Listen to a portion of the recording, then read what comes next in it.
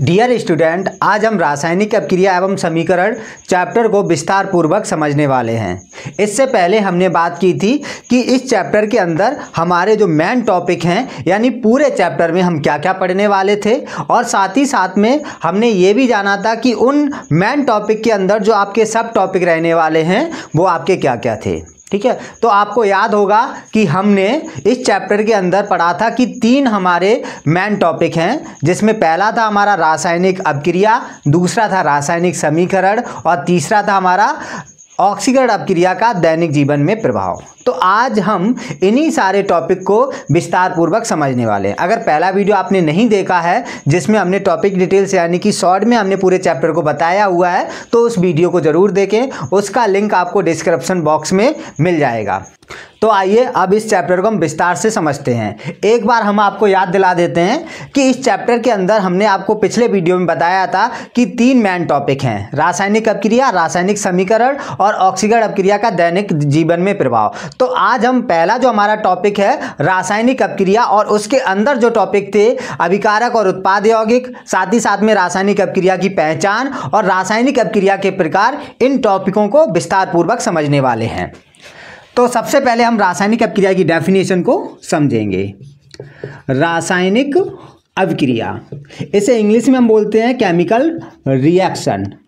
एक बात याद रखिए आप कि इस ब्रह्मांड में चाहे वो सजीव चीज़ हो यानी आप हों, या आसपास के आपके लोग हों, पेड़ पौधे हों, या फिर चाहे वो निर्जीव चीज़ें हों, हर एक चीज़ अपक्रिया करती है। रासायनिक अपक्रिया हर एक चीज़ करती है। जैसे कि सूरज, वहाँ पर भी आपको रासायनिक अपक्रिया देखने को मिल जाती है। खाने का बनना या खाने का खाना या उसका पचना, वो भी रासायनिक अपक्रिया है। सबसे इम्पोर्टेंट है हमारा सांस का लेना। अगर हम सांस लेते हैं तब तक हम जिंदा रहते हैं, तो सांस का लेना और सांस लेने के बाद में जो हमारे बॉडी के अंदर जो ऊर्जा बनती है वो भी रासायनिक अपक्रिया में ही आती है। इसके अलावा जब कोई भी जीव मर जाता है तो उसका जो बॉडी विघटित होती है ना, सड़न वगैरह होती है, तो वो भी रासायनिक अपक्रिया के अंतर्गत ही आता है। तो हम अपने आसपास बहुत सारी चीज़ों को देखते हैं चेंज होते हुए, तो वो सारी चीज़ें जो चेंजेस हो रहे हैं वो रासायनिक अपक्रिया कहीं ना कहीं तक हैं। ऐसा नहीं है कि भौतिक परिवर्तन भी हो सकते हैं, लेकिन मोस्टली हम रासायनिक अपक्रियाओं के अकॉर्डिंग ही चेंजेस देखते हैं, परिवर्तन देखते हैं। तो सबसे पहले आप समझ लीजिए कि रासायनिक अपक्रिया होता क्या है। अभिकारक यौगिकों से, अभिकारक यौगिकों से, ठीक है ना, मैं शॉर्ट में समझाऊंगा, आपको समझना है। बस आप अगर कंप्लीट डेफिनेशन लिखना चाह रहे हैं तो आप अपनी कॉपी और पेन साथ में लेकर बैठिए और साथ में लिखिए। अभिकारक यौगिकों से उत्पाद यौगिक, अभिकारक यौगिकों से कौन से यौगिक? उत्पाद यौगिक बनने की क्रिया को, बनने की क्रिया को हम क्या कहते हैं? रासायनिक अपक्रिया कहते हैं। तो रासायनिक अपक्रिया अपने आप में क्या है? एक क्रिया है, एक काम है। और यहाँ पर क्या काम होगा? अभिकारक यौगिक से उत्पाद यौगिक बनेंगे।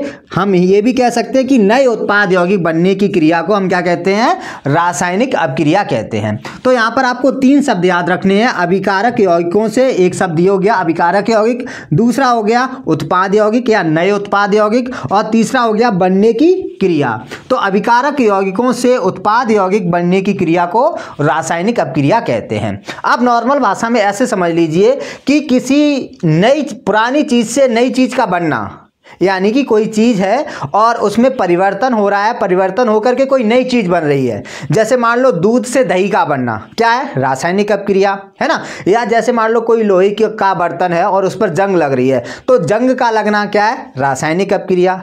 खाना का पचना, अब खाना का पचना क्या है? वो भी एक रासायनिक अपक्रिया है ना। तो हम अपने आसपास बहुत सारी चीज़ों को देखते हैं। जैसे सूर्य आपको दिख रहा है ना, सूर्य हर समय रोशनी छोड़ रहा है, प्रकाश निकल रहा है, ऊष्मा निकल रही है, तो वो भी क्या है? रासायनिक अपक्रिया। समझ रहे हैं आप बात? तो रासायनिक अपक्रिया क्या होता है? नए उत्पाद यौगिकों का बनना रासायनिक अपक्रिया होता है।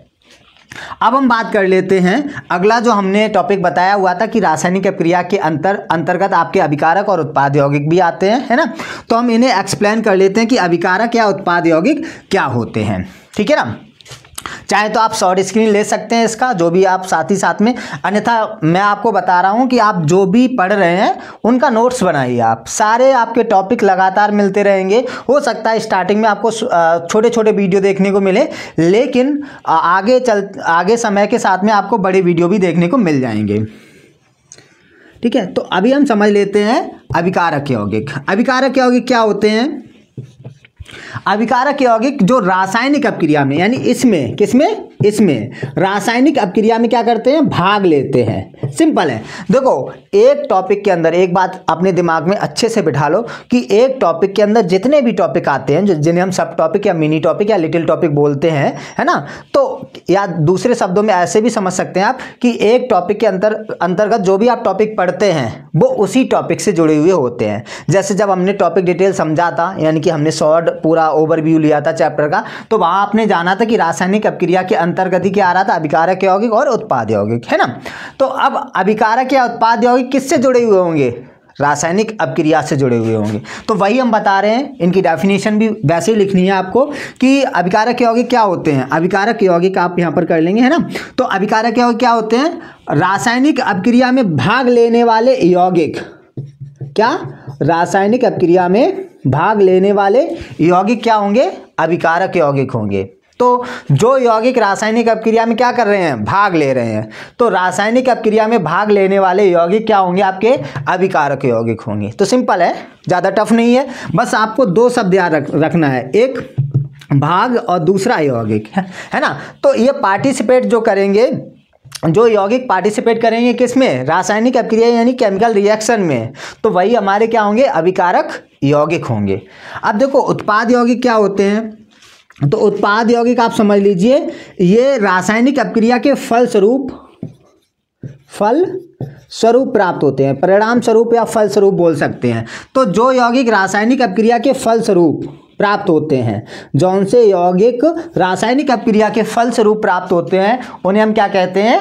उत्पाद यौगिक कहते हैं। ठीक है ना, इसे हटा देते हैं जरा।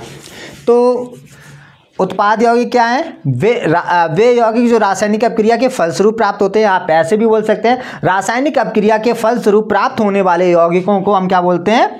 उत्पाद यौगिक कहते हैं। ठीक है, नॉर्मल भाषा में आप ऐसे समझ लीजिए कि भैया अभिकारक यौगिक क्या होंगे? जो यौगिक रासायनिक अपक्रिया में भाग ले रहे हैं, यानी कि जैसे आपके घर में मान लो दूध पहले से ही अवेलेबल है, तो ये पुराने यौगिक होते हैं, जो पहले से ही हैं, पुराने यौगिक, है ना। तो पुराने यौगिक ही भाग लेंगे, और जो नए यौगिक बन रहे हैं, है ना, तो जो पुराने यौगिक हैं वो अभिकारक यौगिक हैं, जो नए यौगिक बन रहे हैं वो उत्पाद यौगिक हैं।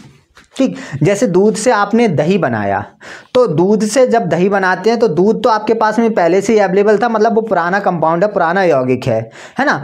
और अब जो दही बन रहा है, किससे बन रहा है? दूध से बन रहा है। तो नया यौगिक जो दही बन रहा है वो हमारा क्या होगा? उत्पाद यौगिक होगा। समझ आ गई बात? अब हम आगे बात कर लेते हैं। एक बार आप इन्हें सही से लिख लेना, ठीक है ना।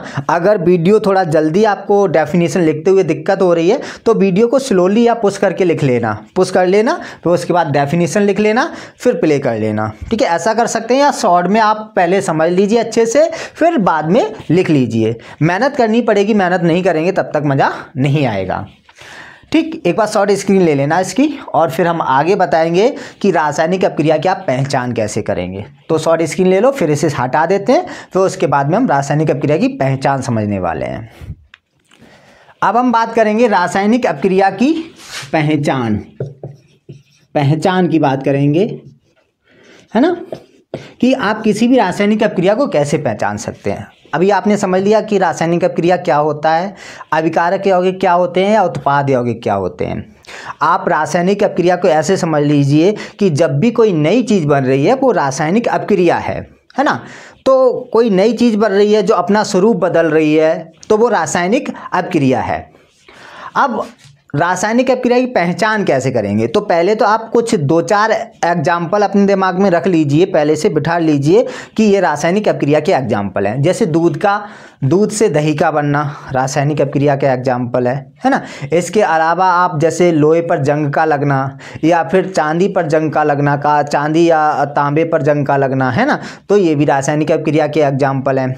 इसके अलावा आप एग्जाम्पल में जैसे कि जो बुझा हुआ चूना होता है, बिना बुझा हुआ चूना, बिना बुझा हुआ चूना जानते हैं आप, कलई वाला, जो अपनी कलई होती है ना, जो डेले वाली कलई होती है, और उसे भिगाने पर क्या होता है, वो कन्वर्ट होता है उसमें बिना बुझे हुए चूने में। मतलब कि उसे जब आप भिगाते हैं, धीमे धीमे पानी में डालते हैं, पानी में डालने के बाद में वो एकदम से खौलने लगता है और फिर वो कलई बन जाती है, जिसे हम कहीं, अभी नहीं इसका यूज होता है, पहले के लोग ज़्यादा यूज करते थे दीवारों पर पेंट वगैरह करने के लिए, है ना। तो अब देखिए, रासायनिक अभिक्रिया की पहचान, इन्हीं एग्जाम्पलों से आपको कहीं ना कहीं तक सेंस लगाना है, एक आइडिया लगाना है कि क्या क्या हो सकता है। तो पहला पॉइंट आपका रहेगा अवस्था में परिवर्तन। अवस्था में परिवर्तन, ठीक है। जैसे मान लीजिए अभी हमने बताया था, जैसे दूध का दही में बदलना, ये क्या रासायनिक अभिक्रिया है। दूध कैसा होता है, दूध आपका लिक्विड होता है, यानी द्रव होता है ना, तरल होता है। दही कैसा होता है, ठोस होता है, सॉलिड होता है, मतलब मुलायम ठोस बोल सकते हैं हम उसे। तो अवस्था बदल रही है, द्रव से किस में, ठोस में बदल रही है। तो एक पहचान होगी अवस्था में परिवर्तन, ठीक है। दूसरी पहचान होगी आपकी रंग में परिवर्तन। रंग में परिवर्तन, जैसे मान लो आपके घर में कोई लोहे की चीज़ है ना, जैसे जंगला है या फिर आसपास की कोई भी लोहे की चीज़ या लोहे की छड़ है, तो आप देखते हैं वो नमी या फिर सीधे वातावरण में, खुले वातावरण में रखी रहे तो उसमें कुछ टाइम के बाद जंग लगने लगती है। तो जब नया लोहा लेके आते हैं तो उसका रंग कुछ और होता है, जंग लगने के बाद रंग कुछ और हो जाता है। तो हम कह सकते हैं कि रंग में परिवर्तन भी होता है जब कोई रासायनिक अभिक्रिया होती है। देखो एक चीज़ याद रखना कि ये सभी चीज़ें नहीं होंगी परिवर्तन में, जो पॉइंट हम देख रहे हैं, लेकिन उनमें से कुछ ना कुछ पॉइंट होगा आपका। तीसरा रहेगा आपका ताप परिवर्तन। ताप में परिवर्तन, जैसे हमने अभी बताया था कि जब आप बिना बुझे हुए चूने यानी कैल्शियम ऑक्साइड में जल यानी पानी में मिलाते हैं, तो जो डेले वाली कलई बोलते हैं, हमारे इधर तो डेले वाली कलई बोलते हैं, आपके यहाँ पता नहीं क्या बोलते हैं, जो बड़े बड़े डेलों के साथ में आती है, और उसमें जब आप पानी मिलाते हैं तो वो उबलने लगती है थोड़े टाइम के बाद में। उबलने के बाद में फिर वो कलई बन जाती है पेंट करने लायक, है ना।